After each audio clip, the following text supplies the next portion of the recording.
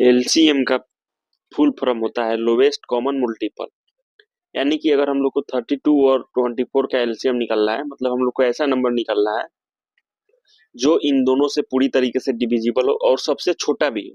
सबसे पहले 32 को हम लोग फैक्टराइज कर लेते हैं, तो इसको फैक्टराइज करेंगे। फिर उसके बाद में यहाँ पे 24 को भी फैक्टराइज करेंगे। 24 को फैक्टराइज कर लेंगे और फिर उसको फैक्टर के फॉर्म में हम लोग लिख देते हैं। 32 को लिख देंगे, फिर उसके बाद में 24 को लिख देंगे। यहाँ पे 24 को भी लिख देते हैं, 2 इंटू 2 इंटू 2 इंटू 3। अब इसमें से देख लेते हैं कॉमन कौन कौन है।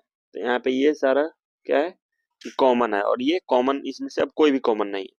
तो इसका जो एलसीएम हो जाएगा वो हो जाएगा, जो कॉमन है उसमें से एक एक लेना है और फिर जो बच गया उन सबको मल्टीप्लाई कर देना है। तो इसको अगर हम लोग मल्टीप्लाई करेंगे तो इसका वैल्यू आएगा 96। मतलब 96 एक ऐसा नंबर है और सबसे, जो इन दोनों से डिवाइड हो जा रहा है पूरी तरीके से और सबसे छोटा भी है। तो इसको हम लोग 32 और 24 का एलसीएम बोलेंगे 96 को। उसी तरह यहाँ पे निकालते हैं।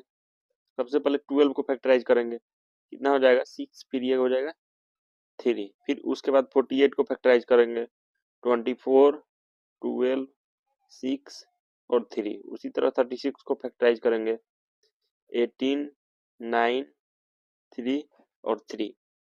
अब सबको लिख देंगे, 2 इंटू 2 इंटू 3। फिर 48 को लिखेंगे, 2 इंटू 2 इंटू 2 इंटू 2 इंटू 3। फिर उसके बाद में 36 को लिखेंगे, 2 इंटू 2 इंटू 3 इंटू 3। अब देखेंगे कॉमन कौन कौन है। तो यहाँ पे ये कॉमन है और इसमें बस एक 3 ही कॉमन है।